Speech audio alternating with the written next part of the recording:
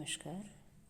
आज का हमारा टॉपिक रहेगा रोकड़ बही का प्रमाणन। रोकड़ व्यवसाय की आत्मा कही जाती है और समस्त व्यवसायिक गतिविधियां रोकड़ के इर्द गिर्द ही घूमती है। अतः हमें रोकड़ बही का प्रमाणन बहुत ही सावधानीपूर्वक करना होता है। रोकड़ बही के हमारे दो पक्ष होते हैं, एक प्राप्ति पक्ष और दूसरा भुगतान पक्ष। तो हम देखेंगे कि किस तरह प्राप्ति पक्ष का एवं किस तरह भुगतान पक्ष का प्रमाणन किया जाता है। प्राप्ति पक्ष का प्रमाणन करने के संबंध में हमें किन किन बातों का ध्यान में रखना चाहिए, हम देखते हैं। सबसे पहला देखा जाता है आंतरिक निरीक्षण। यदि व्यवसाय में आंतरिक नियंत्रण सुदृढ़ हो और उसके अनुसार ही कार्य किया जाता है तो अंकेक्षक परीक्षण जांच द्वारा ही हिसाब की सत्यता पर विश्वास कर सकता है, अन्यथा उसे संपूर्ण रोकड़ बही का प्रमाणन करना आवश्यक होगा। कच्ची तथा पक्की रोकड़ बही का मिलान।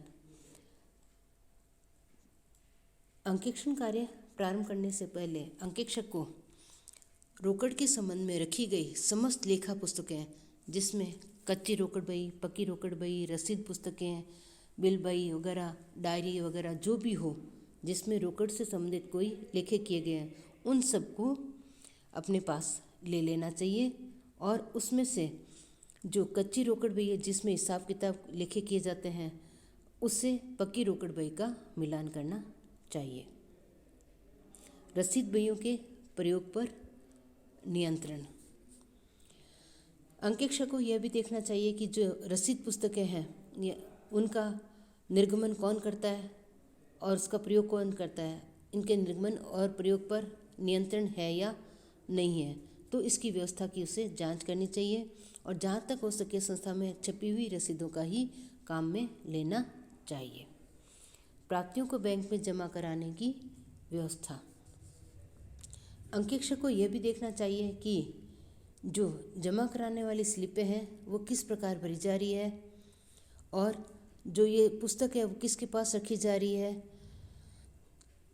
जमा कराई गई रकमों को प्राप्ति पक्ष के बैंक कॉलम के मिलान या जमा स्लिप से करनी चाहिए और समय समय पर इसके लिए बैंक समाधान विवरण पत्र भी तैयार किया जाना चाहिए।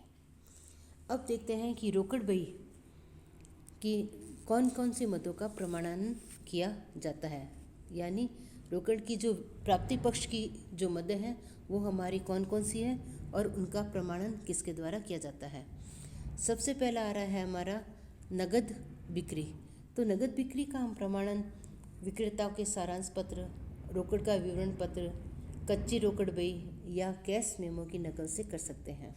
इसी प्रकार देनदारों से जो प्राप्त रकम है वो रसीद की नकल, प्रतिपन्न या पत्र व्यवहार से हम कर सकते हैं। प्राप्य बिल से प्राप्त रकम का प्रमाणन प्राप्य बिल बही, बट्टा पुस्तक, जमा स्लिप या बैंक पासबुक से की जा सकती है। ऋण व बैंक जमा पर ब्याज का प्रमाणन ऋण प्रस्विंदे, ऋण खाते, बैंक विवरण या बैंक पासबुक से किया जा सकता है।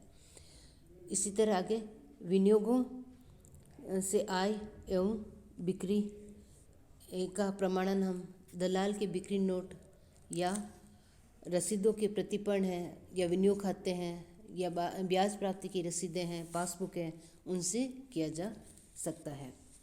प्राप्त किराया एवं कमीशन, इसका प्रमाणन किराया प्रस्विंदे, किराया तालिका, रसीद का प्रतिपन्न आदि के द्वारा किया जा सकता है।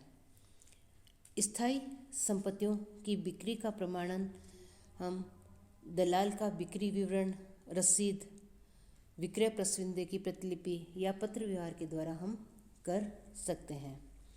इसी तरह जो अप्राप्य ऋण और लाभांश है उसका प्रमाणन हम लाभांश पत्रों के प्रतिपन्न या रसीदों से कर सकते हैं। किराया क्रय प्रस्विंदों से जो प्राप्ति होती है उसका प्रमाणन हम प्रस्विंदे, रसीदें या विक्रय पुस्तक आदि से कर सकते हैं। इस तरह इन प्रपत्र, कुछ जो प्रपत्र है वो गौण होते हैं प्रमाणक, और कुछ हमारे मुख्य होते हैं, मुख्य और कुछ गौण प्रमाणक होते हैं। उनकी सहायता से इनका रोकड़बई के प्राप्ति पक्षों का प्रमाणन किया जाता है। भुगतान पक्ष का प्रमाणन करते समय हम किन किन बातों का ध्यान में रखना चाहिए? सबसे पहले तो हमें ये देखना चाहिए कि वास्तव में भुगतान किया गया है या नहीं, यानी भुगतान की वास्तविकता का पता करना चाहिए, जिसका हम प्रमाणकों की जांच से ही कर सकते हैं। उसके पश्चात हमें ये देखना चाहिए कि भुगतान है वो संबंधित अंकेक्षण वर्ष से संबंधित, जिस वर्ष का हम अंकेक्षण कर रहे हैं उस वर्ष से संबंधित ही किया हुआ होना चाहिए। इसके साथ साथ जो भुगतान है वो सही व्यक्ति को सही रकम का होना चाहिए। ऐसा नहीं हो कि भुगतान हो निजी व्यवसाय से संबंधित और उसको व्यवसाय में दिखा दिया गया हो, तो इसका हमें बहुत ही ध्यान रखना चाहिए।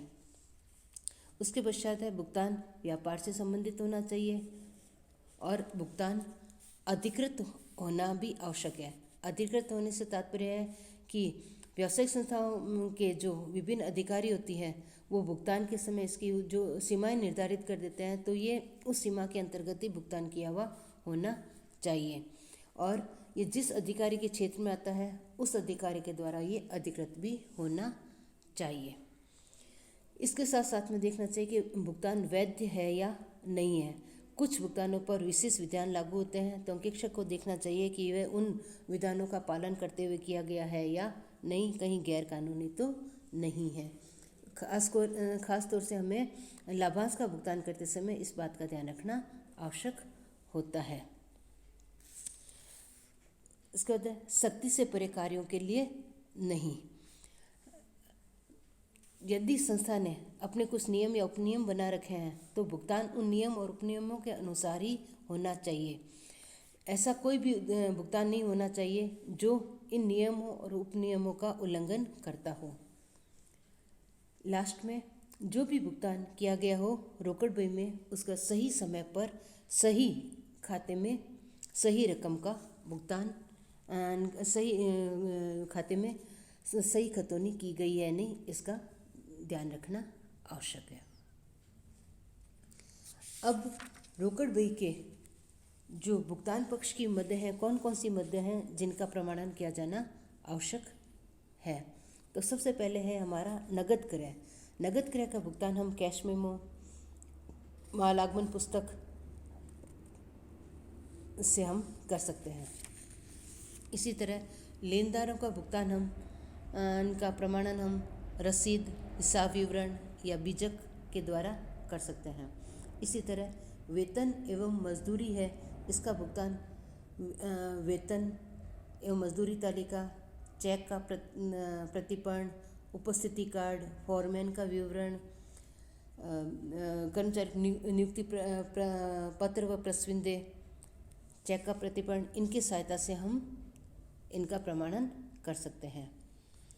प्लांट और मशीनरी की खरीद का प्रमाणन हम विक्रेता का बिल, रसीद, पत्र व्यवहार के द्वारा हम कर सकते हैं। इसी तरह भूमि और भवन की खरीद का जो प्रमाणन है वो वकील का हिसाब या दलाल का हिसाब है, नीलामकर्ता का नोट है, प्रस्विंदे है, ठेकेदार का बिल या रसीदें हैं, उनके द्वारा किया जा सकता है। देय बिलों के भुगतान का प्रमाणन रसीद, पासबुक, देय बिल बही के द्वारा किया जा सकता है।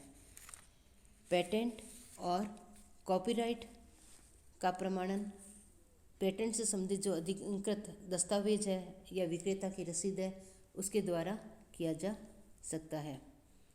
लाभांश एवं प्रबंध संचालकों का पारिश्रमिक का प्रमाणन लाभांश अधिपत्र, पासबुक, लाभांश बही, पारिश्रमिक बिल, रसीद, कंपनी अधिनियम की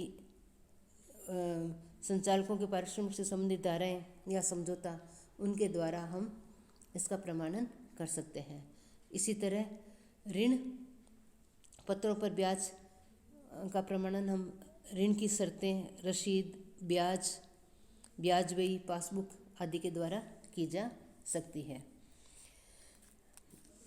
नेक्स्ट हमारा आ रहा है किराया क्रय प्रस्विंदों पर किस्तों का भुगतान का प्रमाणन लेखों के विवरण या रसीदों के द्वारा किया जाएगा। इसी तरह संचालकों की फीस और उनके पारिश्रमिक का प्रमाणन हम उनके समझौतों के द्वारा कर सकते हैं, या जो इसमें संचालकों के बिल है, उपस्थिति रजिस्टर है, उनके द्वारा किया जा सकता है। लास्ट में जो भी हम खर्चे हैं, रेल किराया, चुंगी कर, बैंक व्यय, विविध व्यापार व्यय, कमीशन, डाक व्यय, फुटकर खर्चे हैं, इन सब को हम रसीदों के द्वारा हम इसका प्रमाणन किया जा सकता है।